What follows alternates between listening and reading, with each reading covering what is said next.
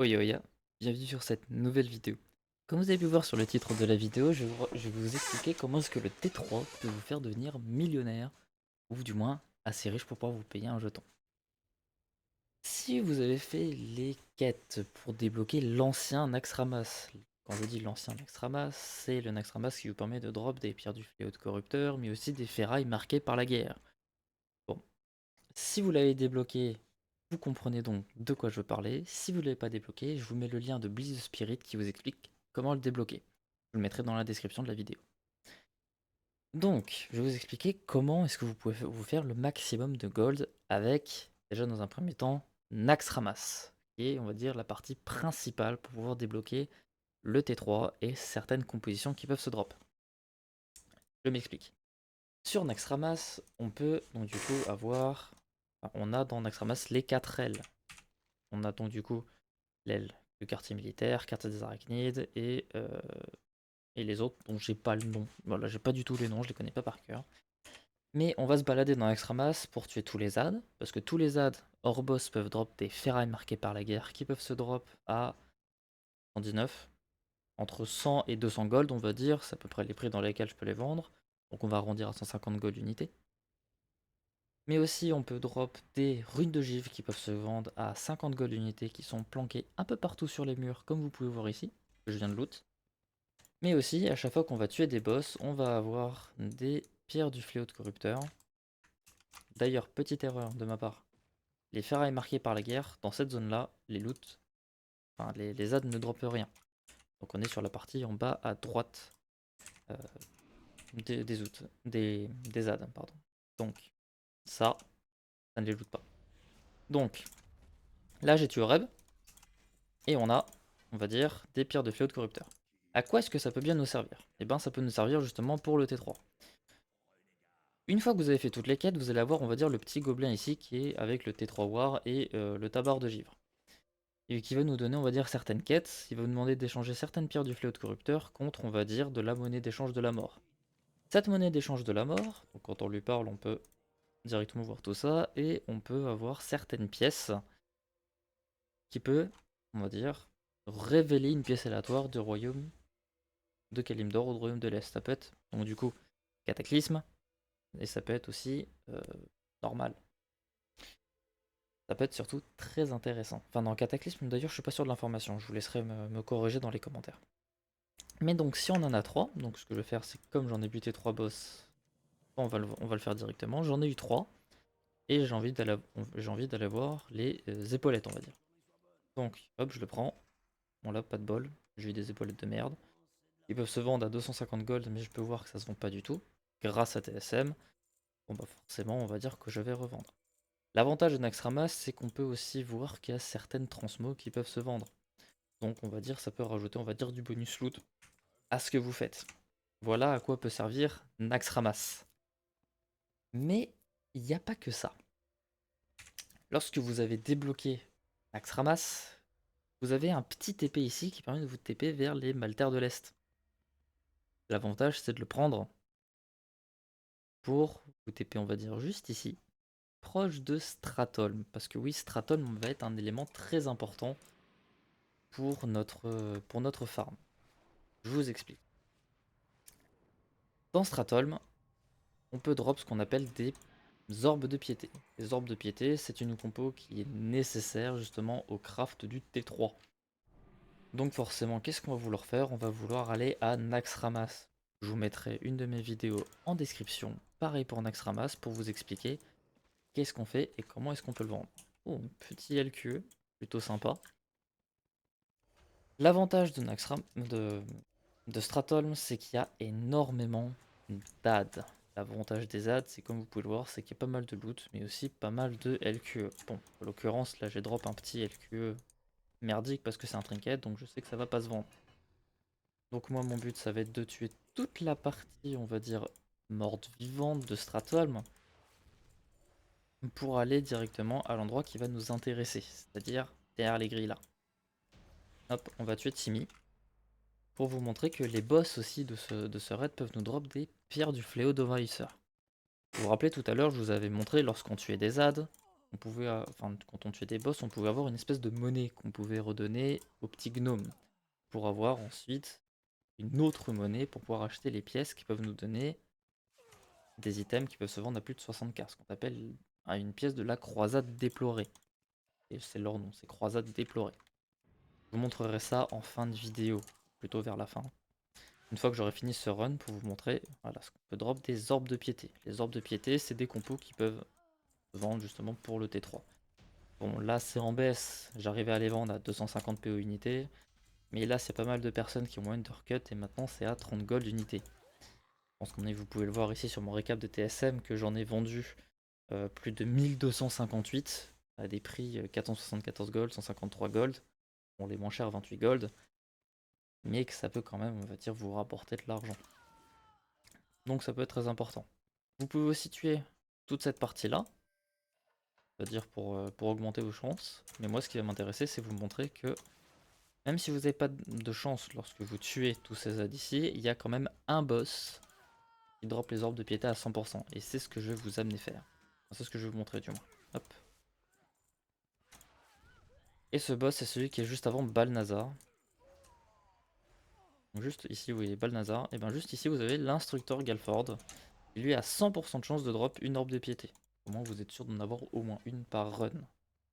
Donc déjà, rien que là, vous avez à peu près l'idée qu'il faut, on va dire, pour avoir les golds. Je ne vais pas le buter parce qu'il va y avoir plein d'adds qui vont repop ici. Je vais faire un petit cut, je vais sortir de l'instance pour vous montrer d'autres composants qui peuvent se revendre pour ça. Et donc du coup, me revoici, je suis sorti de Stratholme. Imaginons que j'ai fait mes 10 runs de Stratholme, parce qu'on est limité à 10 runs de Stratholme. Bah forcément, on va vouloir farmer autre chose. Parce que les 10 runs de Stratholme, si vous faites des speedruns, vous pouvez en avoir à peu près pour 5 minutes par run. Donc, forcément, vous allez avoir un petit temps de pause, on va dire un petit temps de break, sans pouvoir rentrer dans des instances. C'est pour ça qu'on va aller à ce petit village ici, à la croisée de Corinne, mais pas tout à fait. Ce qui va nous intéresser dans un premier temps, ça va être le chaudron qui va être juste à côté, ici. Donc vous voyez les coordonnées, je vous laisse mettre pause si vous souhaitez, je suis donc en 62-75, juste ici. Voilà. Et ici on va voir plein de petits adds. Oh c'est parfait. On va pouvoir buter pour drop des runes, runes ténébreuses qui se vendent 350 gold. Entre 100 gold et bah, du coup 350 gold. Ce qui est assez énorme, c'est une compo très intéressante, voire même plus rentable du coup que de farmer les orbes de piété de Stratholme. Parce que vous pouvez pas en drop. À Stratholme, il n'y a que deux composants que vous pouvez drop, les orbes de piété et les essences de non-mort, que je n'ai toujours pas drop. Mais d'ailleurs, il va être une continuité du farm qui est ici. Donc une fois que j'ai buté ceux du chaudron, bah, ce que je vais faire, c'est que je vais buter tous les adds qui vont être ici. On va dire dans les bâtiments, mais aussi à l'extérieur. Parce que l'avantage des adds ici, c'est qu'il y a et des humains qui vont nous drop, enfin les invocateurs qui vont nous drop les fameuses runes ténébreuses, qui sont un composant pour pouvoir crafter le T3, mais aussi les essences de non-mort. Et j'aimerais bien au moins en drop une pour vous montrer, on va dire, l'exemple à combien est-ce que ça peut se vendre. Mais de souvenir, ça se vend entre 80 et 140 gold. Parfait. Suffisait de demander. Bon, là c'est à la baisse. J'en ai vendu à 19 gold, probablement un bug. Mais sinon en moyenne je suis entre 60 et 140 gold. Bon bah là je suis à 65 gold. On peut dire qu'il y a beaucoup moins de personnes qui sont intéressées par le T3, du moins en ce moment. Disons qu'on arrive sur la fin de la saison 1, donc beaucoup moins de personnes jouent. Mais voilà, vous avez, on va dire, les compos principales qu'il faut farmer. On va dire dans ces zones-là. L'avantage de Naxxramas, et de ce que vous voyez, c'est ces items-là, c'est qu'une fois que vous avez fait au moins la quête sur un personnage, ça vous le débloque sur tout le compte. Donc vous pouvez faire le Naxxramas sur chaque personnage. En moyenne, j'ai compté que un farm de Naxxramas, donc chaque semaine, ça me rapportait entre 7 et 9k gold par personnage, avec les ferrailles, mais aussi avec certains LQE et les composants que je pourrais drop. Pareil, Stratum, je suis à environ 8k pour 10 runs. Si je drop pas par exemple de gros LQE par exemple, donc ça reste on va dire assez normal si je drop pas les LQE. Farm des runes ténébreuses, donc tout ce qu'on peut voir ici, pareil, c'est assez RNG, et on est sur entre 5 et 10k. Et on prend les runes ténébreuses, mais aussi les essences de non-mort si on farm 1 heure constamment dans cette zone-là. Pareil, si vous voulez rajouter un petit temps de farm supplémentaire parce que les adds ne sont pas là, ici vous avez des LM qui peuvent vous drop, on va dire, des petites essences d'eau pour on va dire, augmenter votre farm. Voilà, tout ici, il y a un lac rempli d'LM, vous pouvez en profiter. Pareil, si jamais vous voulez vous amuser, ici il y a un rare et un autre rare ici. Que vous pouvez buter. Ils peuvent des fois vous drop, on va dire, quelques petits LQE qui peuvent être intéressants à l'avant. Là, pas de bol, j'en ai pas eu. Mais bon, voilà. Là, on a une grosse partie de farm. Maintenant, si vous avez la flemme de faire tout ça, chose que je peux comprendre, il existe un autre moyen de se faire des golds et de profiter de ce T3, de la hype du T3 qui est toujours présente, même si on va dire elle baisse comme vous avez pu voir sur les prix. Je vais vous amener à un endroit et vous allez vite comprendre. Donc, maintenant on se retrouve au cratère d'Ungoro. Pourquoi le cratère d'Ungoro? C'est là où il va y avoir le plus de gisements de mithril. Pourquoi est-ce qu'on s'intéresse au mithril? Eh bien pour la simple et bonne raison que c'est celui qui a le plus haut taux de drop lorsqu'on mine de cristaux arcaniques. Qu'est-ce que c'est que le cristaux arcanique? C'est pareil, une compo qui est nécessaire au craft de certaines barres pour justement crafter le T3 en plaques. Pas sûr pour les autres, mais j'ai pas envie de dire de conneries, donc je ne vais pas m'avancer là-dessus du moins. Mais c'est une compo qui est nécessaire pour crafter à la barre, pour justement, on va dire, purifier ces fameuses barres pour crafter votre T3. L'avantage de cela, c'est qu'on a forcément des minerais qu'on peut vendre à 8 PO unités en plus de ça. Minerais de thorium, on peut avoir du thorium mais aussi du mithril. Du mithril 8 gold, thorium 8 gold unité, donc si jamais vous avez la compétence assez élevée, vous pouvez en avoir plusieurs. Donc ça peut rajouter, on va dire, du farm secondaire, ou même plutôt en plus, même d'ailleurs, sur votre farm. Bon, là j'ai fait une erreur d'ailleurs. C'est que je me suis mis en vol dynamique. Et que forcément, si on mine à chaque fois qu'on en trouve, le vol dynamique va oser plus de vigueur.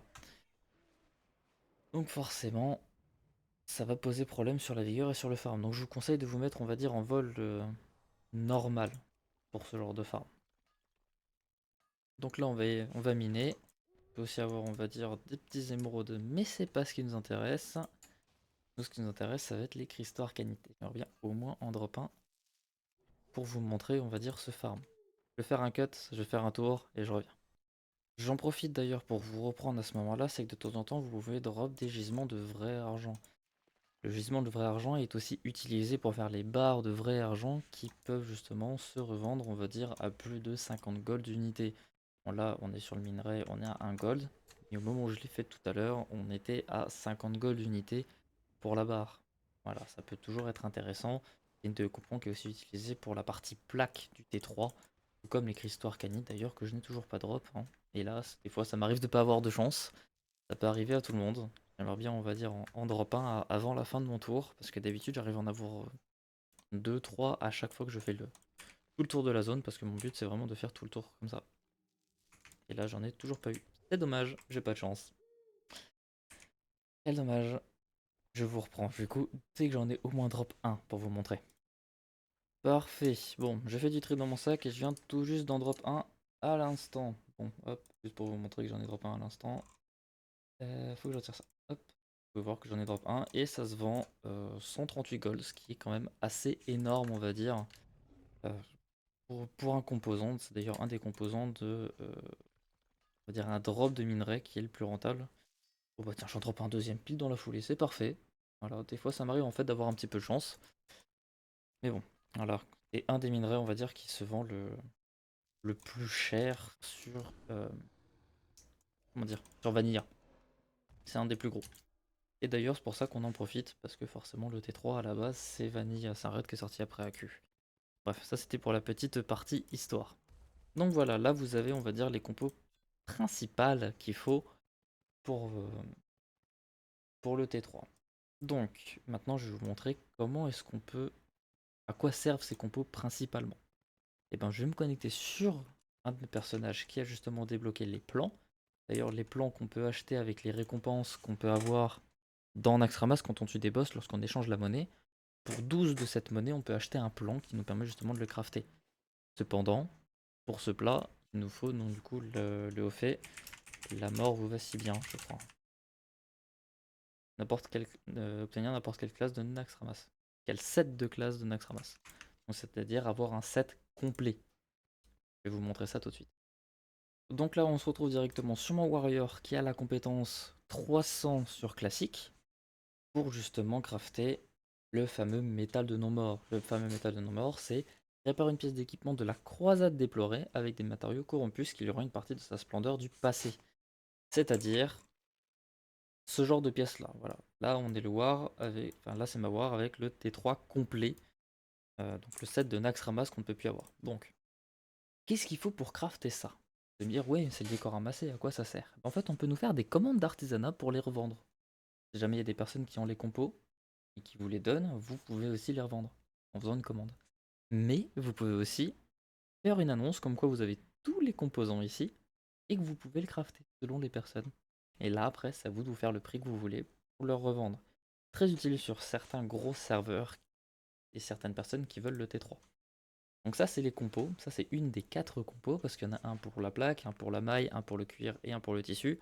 Personnellement, j'ai celle de la plaque parce que c'est celle qui se vend le plus, parce que le T3, c'est ce qui parle le plus avec le T3 Druid d'ailleurs. Donc je vous laisse imaginer le nombre de gold qu'il faut pour crafter un métal de non-mort. Il faut 50 ferrailles, 10 barres d'arcanite, runes de givre, etc., etc. Donc, si on doit, par exemple, crafter des barres d'arcanite, je ne sais pas si je les ai. Les barres d'arcanite, je les ai pas. Classique.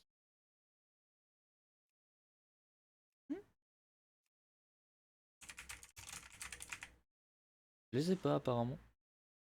Bref, il nous faut justement sur ce craft barre d'arcanite. Ah bah non, c'est des barres, c'est du minage. Ah non, pas du tout. Bref, je ne sais plus où c'est qu'il faut, mais bref, vous pouvez crafter donc du coup vos barres d'arcanite. Vous avez votre science de non-mort, vos runes ténébreuses, vos ferrailles et votre rune de givre pour crafter un métal de non-mort. Une fois que vous avez le métal de non-mort, bah, ça va être utilisé pour ce que vous pouvez drop avec les pièces que j'ai échangées en début de vidéo. Ces pièces-là, qu'est-ce que c'est? Bah, c'est toute la suite des items croisade déplorée. Voilà, là vous avez, on va dire, le set de la croisade déplorée. Donc là, sur le serveur Vol'jin, ça part à 350 gold. À peu près partout. Bon, là, je vois qu'il n'y a pas de plastron, pas de casque. On peut voir. Et là, c'est toutes les compos en moyenne qu'il faut pour crafter un T3. Ça vous donne, on va dire, un petit prix, une idée de qu'est-ce que vous pouvez vous faire comme gold rien qu'avec le T3. Et je voulais vous montrer ça à la fin. C'est que cette chose-là, c'est très pratique. C'est même la plus grosse partie de votre farm. Parce que ça peut littéralement vous faire un jeton sur un farm. Donc si vous avez 10 rerolls et que vous faites 10 fois Naxxramas, bah, si vous en dropez qu'un, si vous arrivez à le vendre, vous faites votre jeton du mois. Sans compter bah, les runes ténébreuses que vous pouvez farmer, sans compter les ferrailles, les essences et tout autre compo externe. Vous pouvez vraiment devenir millionnaire avec ce farm. C'est d'ailleurs par ça que j'ai commencé à monter mes golds assez en flèche. Et que je me suis intéressé à ça et que je voulais justement avoir autre chose à vendre à côté, en vente à côté. Et c'est comme ça que j'ai pu me faire, on va dire, le plus de gold possible. Voilà, donc vous avez votre petite idée sur comment devenir riche rien qu'avec le T3. Et je vous mettrai les vidéos en description. J'espère que cette vidéo longue vous aura plu tout de même. Si jamais vous avez des questions, mettez-les dans les commentaires, j'essaierai de vous y répondre. Et si jamais, il y a mon Discord dans la description, n'hésitez pas. Sur ce les gens, see ya!